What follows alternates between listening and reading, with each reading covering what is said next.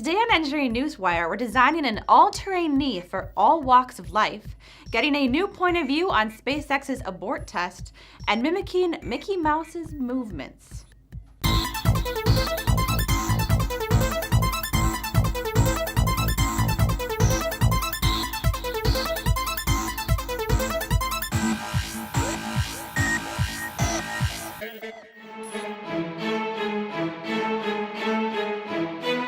Disney researchers have successfully designed a robotic frame that mimics Mickey Mouse's motions using 3D printed links and servo motors, all the while being able to fit inside the character's skin.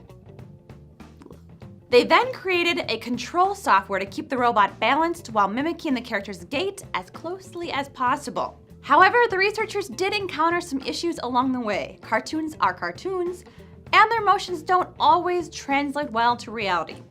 In some cases, analysis showed that a character's ankle and foot had 3 joints, each with 3 degrees of freedom, and, well, 9 actuators in a single foot doesn't make sense. In other cases, if the walking motion and the animation was used on a real robot, the robot would simply fall down. Some motions were altered, such as keeping the character's standing foot flat on the ground, and the trajectories were optimized to minimize deviation from the target motions.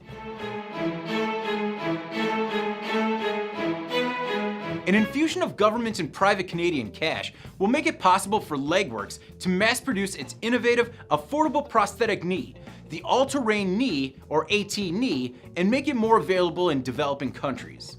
The durable and, better yet, affordable prosthetic knee joint was developed at Toronto's Holland Bloorview Kids Rehabilitation Hospital. Its patented design enables lower limb amputees to walk more efficiently and comfortably, and it can even stand up to harsh environments, even water. LegWorks began with a $100,000 proof of concept grant 3 years ago from Grand Challenges Canada, which is now the intermediary for the scale-up investments. The potential global market is estimated at more than 10 million people, a number that is unfortunately growing in step with an aging population, chronic health problems, landmines, war, violence, traffic injuries, and other causes often related to poverty.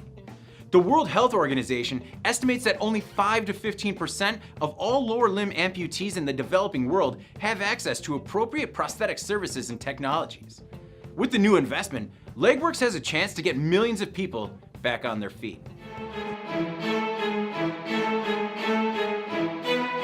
Last week, SpaceX uploaded this point of view video of the pad abort test of its Crew Dragon spacecraft. The only question is, why did they release it on a Friday, leading into a holiday weekend? Where the news goes to die. Makes no sense. During the test, the Dragon went from 0 to 100 miles per hour in 1.2 seconds and reached a max velocity of 345 miles per hour.